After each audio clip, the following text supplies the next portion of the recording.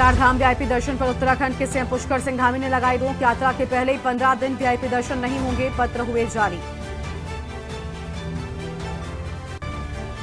तापमान बढ़ने से धधक रहे उत्तराखंड के जंगल। एक ही दिन में रिकॉर्ड 68 जगह पर लगी आग, रिहायशी इलाकों तक पहुंची।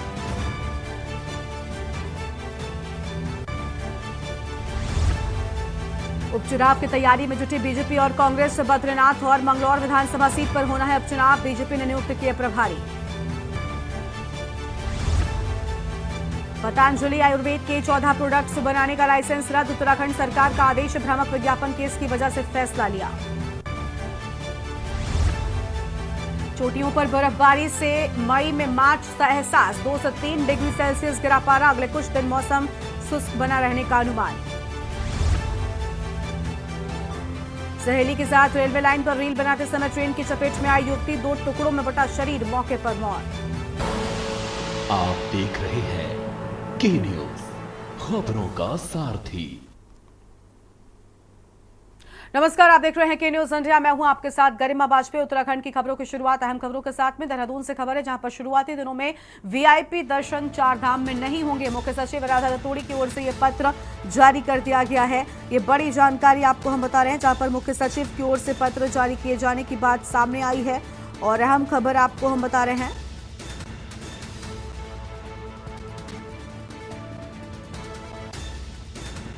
तो ये बड़ी जानकारी आपको हम बता दें।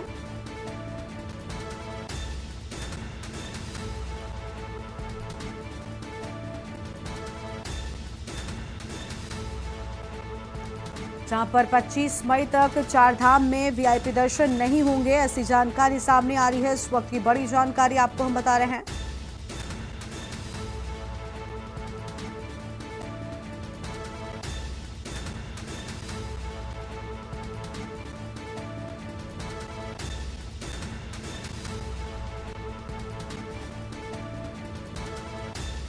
और 10 मई को कपाट खुलते ही शुरू हो जाएगी चारधाम की यात्रा। ये बड़ी जानकारी आपको हम बता दें, जहां पर शुरुआती दिनों में वीआईपी दर्शन नहीं होंगे, पत्र जारी कर इस बात की जानकारी साझा की गई है। तो आम खबर आपको हम बता रहे हैं और 25 मई तक चारधाम में वीआईपी दर्शन नहीं होंगे, ऐसी जानकारी सामने आ रही है। ये आम खबर आपको हम बता रहे हैं, देहरादून से खबर है।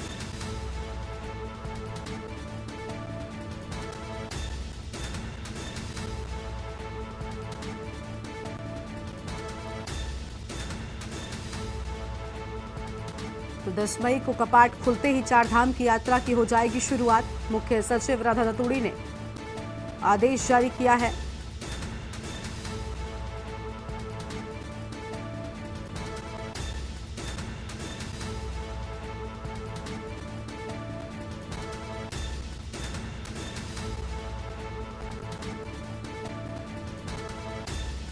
यह अहम खबर आपको हम बता दें, देहरादून से खबर, जहां पर मुख्य सचिव राधा रतूड़ी ने जारी किया पत्र और सभी केंद्र शासित प्रदेशों के मुख्य सचिवों को पत्र भेजे जाने की बात सामने आई है।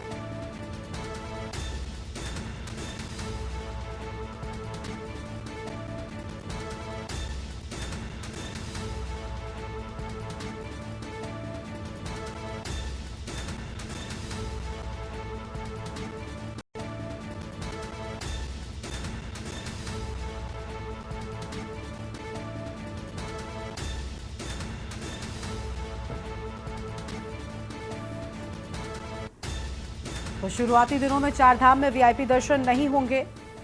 और इसी खबर पर अधिक अपडेट के लिए हमारे साथ में हमारे संवाददाता शुभम कोटनाला जुड़ चुके हैं। शुभम, मुख्य सचिव राधा रतूड़ी ने पत्र जारी कर इस बात की जानकारी दी है कि शुरुआती दिनों में वीआईपी दर्शन नहीं होंगे। क्या है और जानकारी आपके पास?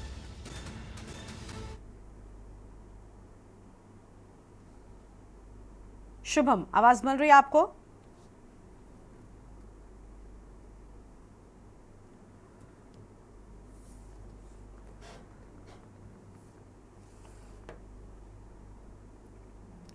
तो शुभम से संपर्क टूट गया है, दोबारा से संपर्क करने का प्रयास करते हैं। उससे पहले ये बड़ी जानकारी आपको हम बता दें, जहां पर मुख्य सचिव राधा रतूड़ी ने पत्र जारी किया है। ये बड़ी जानकारी आपको हम बता रहे हैं।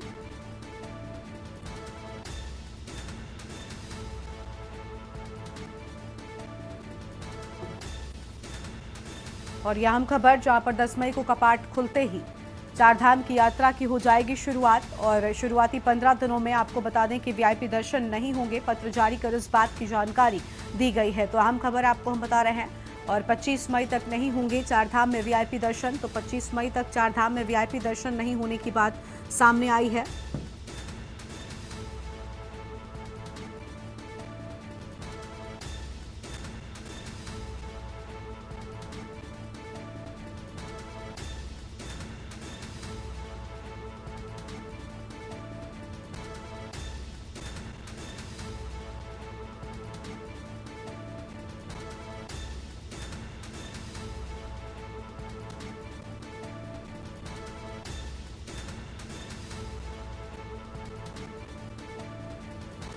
और सभी केंद्र शासित प्रदेशों के मुख्य सचिवों को पत्र भेजे जाने की बात सामने आई। ये बड़ी जानकारी आपको हम बता रहे हैं। देहरादून से खबर, जहां पर शुरुआती दिनों में चारधाम में वीआईपी दर्शन न होने की बात सामने आई है।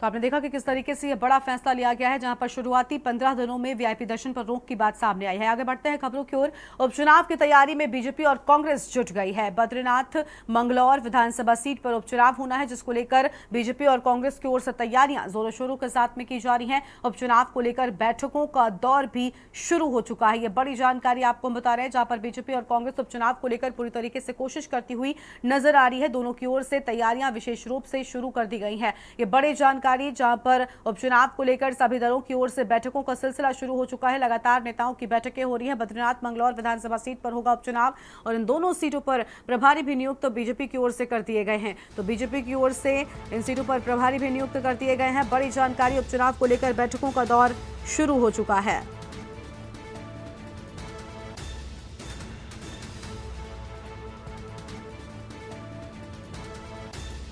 ये बड़ी खबर आपको हम बता रहे हैं, बीजेपी ने प्रभारी नियुक्त किए हैं।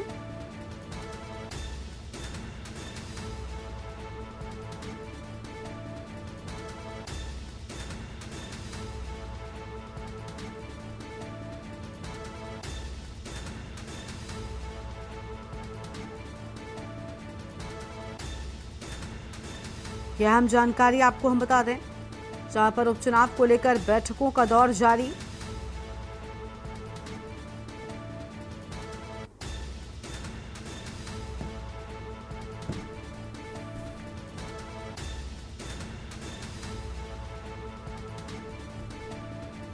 और शुभम कोटनाला इसी खबर पर अधिक बातचीत के लिए जुड़ चुके हैं। शुभम, उपचुनाव को लेकर बैठकों का सिलसिला शुरू हो चुका है। बीजेपी ने तो अपने प्रभारी भी नियुक्त कर दिए हैं और कांग्रेस कितनी तैयार नजर आ रही है इस सबको लेकर? जी बिल्कुल, बात करें तो अब उपचुनाव की तैयारियों में दोनों ही पार्टियां जुट चुकी है और दोनों ही सीटों पर दोनों ही पार्टियों की नजर बनी हुई है, जिसको जीतने के लिए दोनों ही लगभग लगातार तैयारियां कर रहे हैं। हालांकि बीजेपी, हम देखते आए हैं शुरू से ही बीजेपी की तैयारी हमेशा 2 कदम आगे रही है कांग्रेस से और इसी के चलते उन्होंने प्रभारी नियुक्त किए हैं। लेकिन अभी कांग्रेस भी इस पर मंथन कर रही है और लगातार उस पर अपनी रणनीति बनाए हुए है कि किस तरह से जो उपचुनाव है उसको किस तरह से बेहतर नतीजे तक पहुंचाया जाए और उपचुनाव में कहीं ना कहीं एक जो विजय उसने हासिल करने की एक जो लक्ष्य रखा है उसको भी वो अपनी जामा पहना सके। तो इसी के चलते फिलहाल अभी कांग्रेस में भी इसको लेकर मंथन चल रहा है। बैठकों का दौर भी कांग्रेस में चल रहा है। ऐसे में हम निश्चित तौर पर मान सकते हैं जल्द ही कांग्रेस भी एक फैसला ले सकती है और इस उपचुनाव को लेकर जो तैयारियां उसकी चल रही है उसी तैयारियों के मद्देनजर वो आगे कुछ ना कुछ फैसला जरूर लेगी और जल्दी इसका ऐलान होते हुए हमें दिखाई देगा। अब ऐसे में बात करें तो हम उपचुनाव की बात तो बद्रीनाथ सीट पर भी जो विधायक रहे हैं वहां के, तो उनके दूसरी पार्टी में जाने से यानी भाजपा में जाने से लगातार जो है वहां पर अब सीट जो है रिक्त हो चुकी है। तो इसी के चलते जो है उपचुनाव में अब वहां पर उपचुनाव कराए जा रहे हैं। तो ऐसे में निश्चित तौर पर हम मान सकते हैं कि दोनों पार्टियों ने अपना निश्चित तौर पर यहाँ पर जोर लगाना है और उसको जीतने के लिए कहीं ना कहीं वो अपना दमखम दिखाएंगी और आगे आने वाले जो चुनाव हैं, यानी कि निकाय चुनाव, तो निकाय चुनाव पर भी इसका काफी असर देखने को मिल सकता है कि जनता का जो क्षेत्र की जनता है वो किस प्रत्याशी को चुनती है और किस प्रत्याशी को सीट से चुन। बिल्कुल, किन प्रत्याशियों के नाम पर अंतिम मोहर लगती है ये देखना बहुत अहम होगा। बहुत शुक्रिया आपका शुभम, हमारे साथ जुड़ने के लिए और अहम जानकारी साझा करने के लिए। तो ये बड़ी खबर आपको बता दें, जहां पर उपचुनाव को लेकर बीजेपी और कांग्रेस अपनी पूरी तैयारी शुरू कर चुकी है। एक तरफ बीजेपी की ओर से प्रभारियों को भी नियुक्त कर दिया गया है, तो वहीं दूसरी ओर कांग्रेस पार्टी का मंथन अभी जारी है। बड़ी खबर, बीजेपी ने प्रभारी नियुक्त कर दिए हैं और उपचुनाव को लेकर सभी की ओर से तैयारियां लगातार जारी है।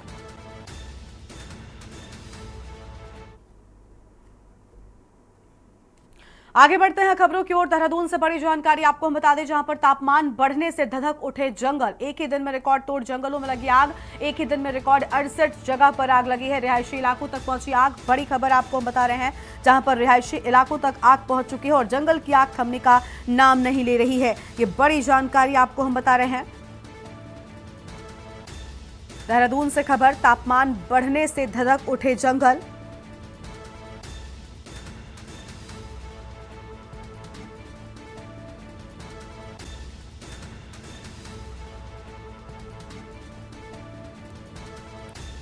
फिलहाल ये बड़ी जानकारी आपको हम बता दें।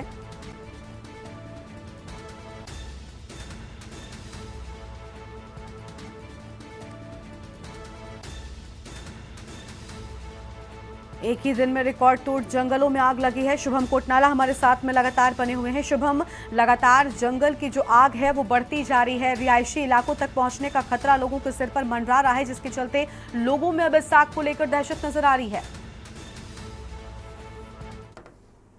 जंगल लगातार धधक रहे हैं और आग की लपेटों में जंगल आ रहे हैं। ऐसे में हम देखें तो वन संपदा को काफी ज्यादा नुकसान हो रहा है। हालांकि प्रशासन और शासन दोनों ही स्तर पर जो है आग को काबू पाने के पूरे उपाय किए जा रहे हैं। जहां वन विभाग हाई अलर्ट मोड पर है, वहीं लगातार हम देखें तो मुख्यमंत्री पुष्कर सिंह धामी भी लगातार इसकी मॉनिटरिंग कर रहे हैं। लेकिन हम नुकसान की बात करें तो अभी तक लगभग 900 एकड़ से ज्यादा 1 हेक्टेयर क्षेत्र जो है इस आग की चपेट में आ चुका है। तो हम देखें तो ये वन संपदा के मामले में कहीं ज्यादा बड़े आंकड़े हैं, क्योंकि हमने देखा है कि ये आंकड़े बहुत ही जल्दी बढ़े हैं। बीते हफ्ते की बात करें तो हम लगभग 400 हेक्टेयर के आसपास जंगल जले थे। तो एक हफ्ते में इतना ज्यादा जो हेक्टेयर जंगल जले हैं वो कहीं ना कहीं नुकसान इसके एक नुकसान बता सकता है। और हम बात करें तो अब जंगलों को ही नहीं बल्कि रिहायशी इलाकों को भी अब इसका खतरा लग रहा है, क्योंकि जंगलों से सटे ही बहुत गांव ऐसे हैं जो जंगलों से सटे हुए हैं उत्तराखंड के। तो ऐसे में वो आग लगातार जो एक विकराल रूप धारण कर लेती है, अगर उसको समय पर काबू ना पाया जा सका हो, तब ऐसे में वो रिहायशी इलाकों की ओर बढ़ती है और कहीं ना कहीं नुकसान रिहायशी इलाकों में और एक डर का माहौल बन गया है कि कहीं ना कहीं मानव बस्तियों में आग लगने से और मानव जन की क्षति को लेकर जो नुकसान हो सकता है वो कहीं ना कहीं उसमें भी लोगों का एक भय बना हुआ है। तो हालांकि वन विभाग इसको लगातार काबू में पाने की कोशिश कर रहा है और वन विभाग की कोशिश है कि जो एक क्विक रिस्पांस टाइम है उसको बहुत ही कम किया जा सके, जिससे कि आग जो शुरुआती दौर पर जल रही है उसको शुरुआती दौर पर ही उसको बुझाने के प्रयास किए जाएं, जिससे कि वो विकराल रूप धारण ना कर सके और जो वनों को होने वाला नुकसान है, वन्य जीवों को होने वाला नुकसान है। देखिए, कोशिश तो सरकार की ओर से भी लगातार की जा रही है, क्योंकि हेलीकॉप्टर के माध्यम से भी पानी गिराने की कोशिश की जा रही है और अब इंतजार सिर्फ इस चीज का हो रहा है कि बारिश कहीं ना कहीं बड़ी राहत जो है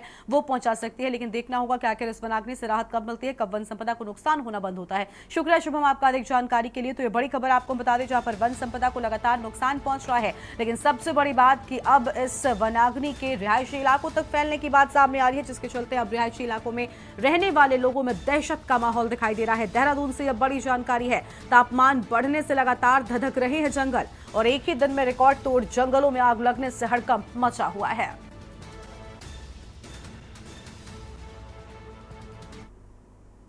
आगे बढ़ते हैं खबरों की ओर। देहरादून से अगली बड़ी खबर है, जहां पर उत्तराखंड सरकार का बड़ा फैसला। पतंजलि आयुर्वेद के कई लाइसेंस रद्द की बात सामने आई है।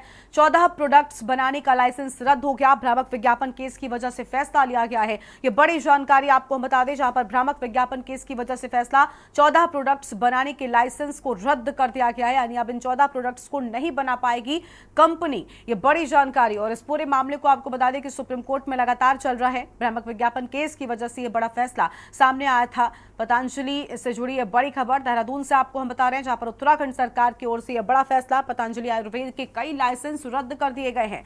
14 प्रोडक्ट्स बनाने का लाइसेंस रद्द किए जाने की बात सामने आई है और ये बड़ी खबर आपको हम बता रहे हैं।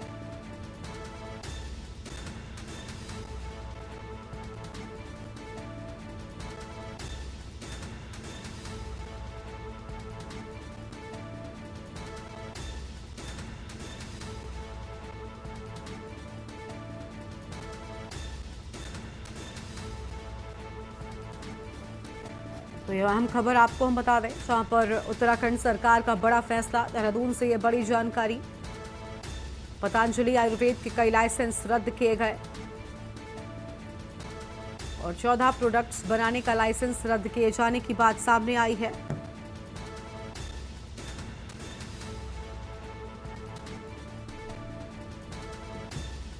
और शुभम कोटनाला हमारे साथ में लगातार बने हुए हैं। शुभम, पतंजलि आयुर्वेद के कई लाइसेंस रद्द किए गए, पूरे मामले में सुप्रीम कोर्ट में भी सुनवाई चल रही है और लगातार फटकार भी कहीं ना कहीं लगातार लग रही है, मुश्किलें बढ़ी हुई नजर आ रही हैं। और देखिए 14 प्रोडक्ट्स का तो लाइसेंस भी उत्तराखंड सरकार की ओर से रद्द कर दिया गया है। जी बिल्कुल, हम बात करें तो अब पतंजलि आयुर्वेद को और बाबा रामदेव को लगातार जो झटके पे झटके हम कह सकते हैं अब मिल रहे हैं। और हम देखें तो सुप्रीम कोर्ट में ये लंबे समय से मामला चल रहा था और ऐसे में सुप्रीम कोर्ट से लगातार फटकार के बाद उन्होंने माफीनामा तो हालांकि मांग लिया है बिना शर्त के, और सुप्रीम कोर्ट ने इसकी कहीं ना कहीं सराहना भी की है। लेकिन बावजूद इसके अब उनकी जो मुश्किलें हैं वो कम होती नजर नहीं आ रही है। जो भ्रामक विज्ञापनों को लेकर उन्होंने एलोपैथिक को लेकर जो भी बयान दिए हैं, विज्ञापन छपाए हैं, उसको लेकर जो उनकी परेशानियां हैं अब लगातार और ज्यादा बढ़ती हुई नजर आ रही हैं। और इसी क्रम में हम देखें तो 14 उत्पादों का उनको लाइसेंस जो है कैंसिल कर दिया गया है। तो हम देखें तो ऐसे में पतंजलि को काफी ज्यादा नुकसान होने वाला है और आने वाले समय में उसकी जो परेशानी है और ज्यादा बढ़ने वाली है, क्योंकि हमने देखा है कि जो इनकम टैक्स है वो भी अब जो है पतंजलि को अब कहीं ना कहीं टैक्स के दायरे में लेकर आ रही है जो है और वो बढ़ती जो हुई उनके नजर आ रही योग हैं। और अब देखना होगा कि आखिर उन्हें कब राहत मिलती है। फिलहाल 14 प्रोडक्ट्स के लाइसेंस को रद्द किए जाने की बात सामने आई है। शुक्रिया आपका हमारे साथ जुड़ने के लिए शुभम, और अधिक जानकारी साझा करने के लिए। तो यह बड़ी खबर आपको हम बता दें, जहां पर 14 प्रोडक्ट्स बनाने के लाइसेंस को रद्द किए जाने की बात सामने आई है।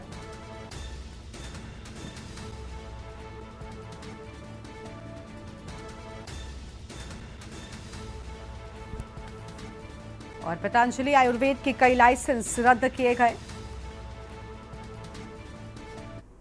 और देवभूमि उत्तराखंड में मौसम का मिजाज बदला है। चोटियों पर बर्फबारी आपको बता दें लगातार, और मई में मार्च के महीने का एहसास हो रहा है। 2 से 3 डिग्री सेल्सियस तक पारा गिर गया है। अगले कुछ दिन मौसम ऐसे ही बने रहने के अनुमान नजर आ रहे हैं। तो यह अहम खबर आपको हम बता दें, जहां पर मई के महीने में मार्च जैसा मौसम नजर आ रहा है, बर्फबारी के चलते ऐसा हो रहा है। ये बड़ी जानकारी आपको हम बता रहे हैं।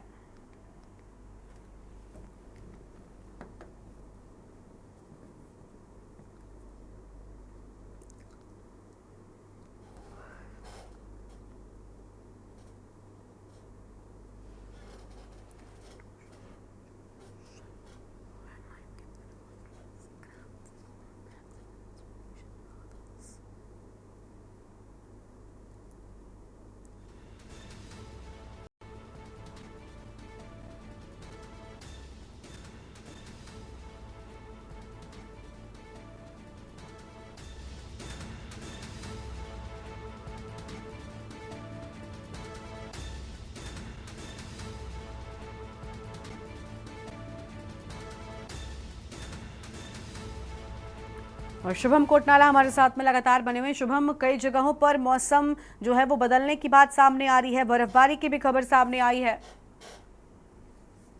जी बिल्कुल, हम बात करें तो लगातार जो गर्मी का एक मौसम चला आ रहा था अप्रैल के महीने में, और लगातार पारा जो है ऊपर जाता हुआ नजर आ रहा था। तो ऐसे में लगातार मौसम ने एक अलग करवट ले ली है और ऐसे में हम देखें तो ऊंचाई वाले इलाकों में बिल्कुल बर्फबारी हुई है, और ऐसे में हम देखें तो गर्मियों के मौसम में एकदम सर्दी जैसा एहसास जैसा आपने बताया वैसा देखने को मिला है।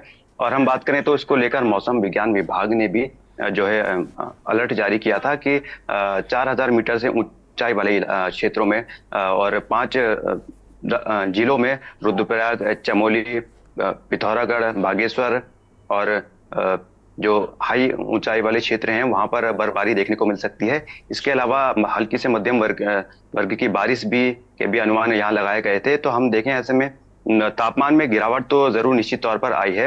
हालांकि फिलहाल जो है अब मौसम फिर से एक बार दोबारा शुष्क रहने वाला है और अब लगातार जो है गर्मी फिलहाल आगे बढ़ने वाली है। और हम बात करें तो फिलहाल बारिश जो हम बात करें तो अप्रैल माह में जो बारिश दर्ज की गई है, हालांकि वो काफी कम दर्ज की गई है। ऐसा मौसम विज्ञान विभाग के अनुसार बताया गया है कि 85% कम इस बार अप्रैल माह में बारिश देखने को मिली है। हालांकि फिलहाल जो है ऊंचाई वाले क्षेत्रों में कहीं ना कहीं गर्मी से राहत देखने को जरूर मिली है और बर्फबारी और जो हल्की बारिश देखने को मिली है उससे कहीं ना कहीं एक मौसम अच्छा भी हुआ है और तापमान में भी गिरावट दर्ज की गई है और जो भीषण गर्मी है उस भीषण गर्मी से कहीं ना कहीं राहत मिलती हुई नजर आई है लोगों को। बिल्कुल, बहुत शुक्रिया आपका शुभम हमारे साथ जुड़ने के लिए और अहम जानकारी साझा करने के लिए। तो 2 से 3 डिग्री सेल्सियस तक पारा गिर गया है और आपको बता दें कि मई के महीने में मार्च जैसे मौसम का एहसास यहां पर देखने को मिल रहा है। आम खबर आपको हम बता रहे हैं, जहां पर देवभूमि में बदला मौसम का मिजाज। तो देवभूमि में मौसम का मिजाज बदला हुआ है, ये बड़ी जानकारी आपको हम बता दें। चोटियों पर बर्फबारी से मई मार्च सा एहसास हो रहा है और 2 से 3 डिग्री सेल्सियस तक गिरा पारा। तो 2 से 3 डिग्री सेल्सियस तक पारा गिरा है और अगले कुछ दिन मौसम ऐसा ही बने रहने का अनुमान जताया जा रहा है। तो ये बड़ी जानकारी आपको हम बता दें, देवभूमि में बदला मौसम का मिजाज। तो देवभूमि उत्तराखंड में मौसम का मिजाज बदला हुआ है। चोटियों पर बर्फबारी से मार्च में आपको बता दें कि मई के महीने में मार्च सा एहसास लोगों को हो रहा है। 2 से 3 डिग्री सेल्सियस तक पारा भी यहां पर गिर गया है। और उत्तराखंड राजभवन देहरादून में गुजरात और महाराष्ट्र राज्य का स्थापना दिवस मनाया गया। कार्यक्रम में गुजरात समाज समिति और महाराष्ट्र समाज कल्याण समिति के सदस्यों सहित अन्य गणमान्य लोग उपस्थित रहे। इस दौरान दोनों ही प्रांतों के कलाकारों ने मनमोहक सांस्कृतिक कार्यक्रमों की प्रस्तुति दी और इस मौके पर राज्यपाल लेफ्टिनेंट जनरल गुरमीत सिंह ने कहा कि एक भारत श्रेष्ठ भारत अभियान की इस अनूठी पहल को आज 1 साल पूरा हो चुका है। इस अभियान से देश की एकता अखंडता को बल मिला है। तो वहीं देशवासियों को विभिन्न प्रांतों की भाषा, वेशभूषा, कला, संस्कृति और रीति रिवाज को जानने का मौका भी मिला है। इसके साथ ही राज्यपाल ने कहा कि हमारे हर एक राज्य की विशिष्ट पहचान है। हर एक राज्य की अलग अलग भाषा, विविधतापूर्ण कला और संस्कृति है। ये विविधता ही भारत की ताकत है।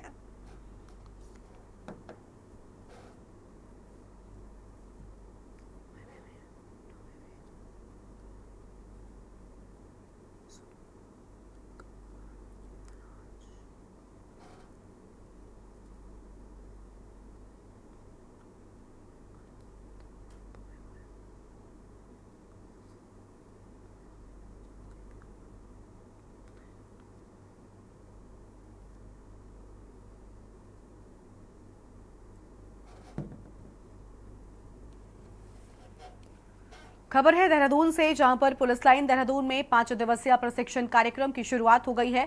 एसएसपी अजय सिंह ने प्रशिक्षण कार्यक्रम का शुभारंभ किया। कार्यक्रम में सभी अधिकारियों और कर्मचारियों को पुरानी धाराओं में किए गए संशोधनों और मौजूदा नई धाराओं के संबंध में विस्तृत जानकारी दी गई, जिससे सभी अधिकारी एवं कर्मचारी नए कानूनों के संबंध में जानकारी प्राप्त कर बिना किसी शंका के यहां पर क्रियान्वयन कर सकें।